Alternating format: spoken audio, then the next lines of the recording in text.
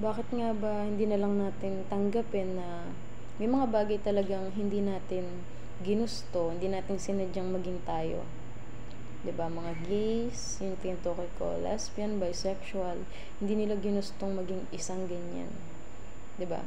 Intindihin na lang natin kasi hindi naman tayo perfect. Lahat tayo may nagagawang kasalanan, lahat tayo may mali. 'Di ba? Kaya kung feeling mo para sa'yo ay hindi ka masaya para sa kanila, isipin mo na lang yung sarili mong buhay. 'Di ba? Gusto nila mag-exist, gusto nila maging masaya, gusto nila magpakatotoo sa sarili nila. Ang hirap naman ipilit yung bagay na ayaw natin. 'Di ba? Minsan lang tayo mabubuhay. Kaya bakit natin hahayaang makulong sa isang bagay na hindi naman tayo masaya? Magsalamin ka muna bago ka mang-judge ng tao. Kasi kadalasan sa mga buhay ng iba yung pinupuna ay yung mga taong walang nangyayari sa buhay.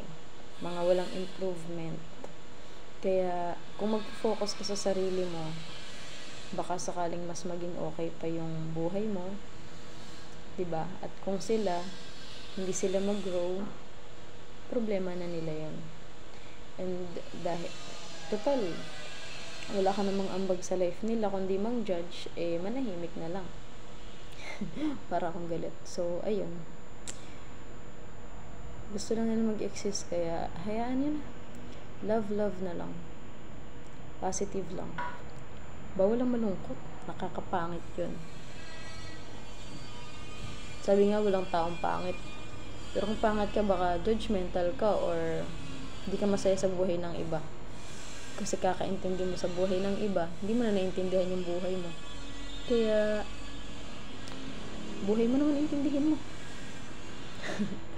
Kasi baka pati filter, hindi na tayo kayanin.